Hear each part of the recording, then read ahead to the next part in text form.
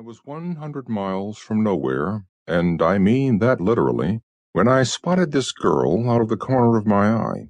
I'd been keeping an extra lookout because I still expected the other undead bugger left over from the murder party at Nowhere to be stalking me. I'd been following a line of high-voltage towers, all canted over at the same gentlemanly tipsy angle by an old blast from the last war. I judged the girl was going in the same general direction and was being edged over toward my course by a drift of dust that even at my distance showed dangerous metallic gleams and dark humps that might be dead men or cattle. She looked slim, dark-topped, and on guard. Small, like me, and like me wearing a scarf loosely around the lower half of her face in the style of the old buckaroos. We didn't wave or turn our heads or give the slightest indication we'd seen each other as our paths slowly converged, but we were intensely, minutely watchful. I knew I was, and she had better be. Overhead the sky was a low dust haze, as always. I don't remember what a high sky looks like. 3 years ago I think I saw Venus, or it may have been Sirius or Jupiter. The hot, smoky light was turning from the amber of midday to the bloody bronze of evening.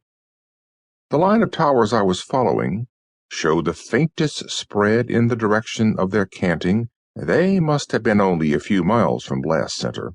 As I passed each one, I could see where the metal of the blast side had been eroded, vaporized by the original blast, mostly smooth but with welts and pustules where the metal had merely melted and run.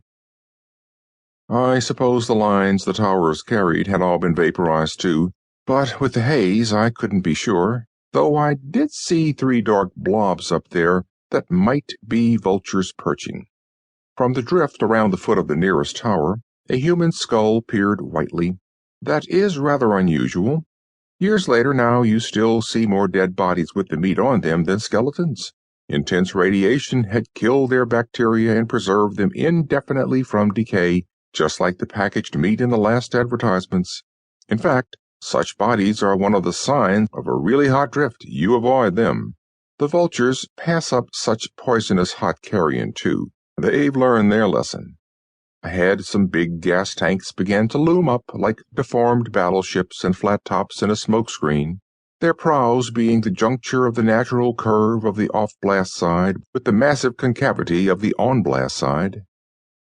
None of the 3 other buggers and me had had too clear an idea of where Nowhere had been, hence, in part, the name, but I knew in a general way that I was somewhere in the Deathlands between Porter County and Washita Parish, probably much nearer the former.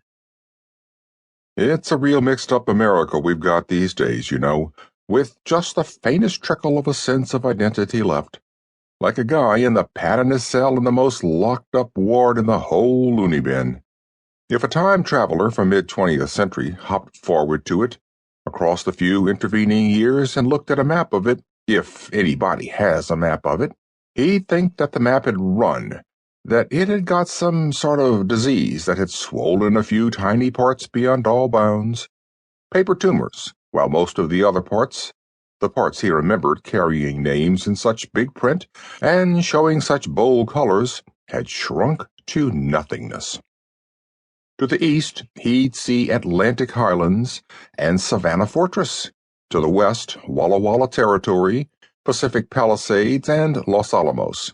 And there, he'd see an actual change in the coastline, I'm told, where 3 of the biggest stockpiles of fusionables let go and opened Death Valley to the sea, so that Los Alamos is closer to being a port.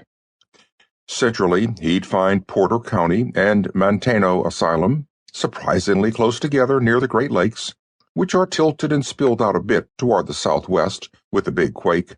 South-centrally, Washita Parish inching up the Mississippi from old Louisiana under the cruel urging of the Fisher sheriffs.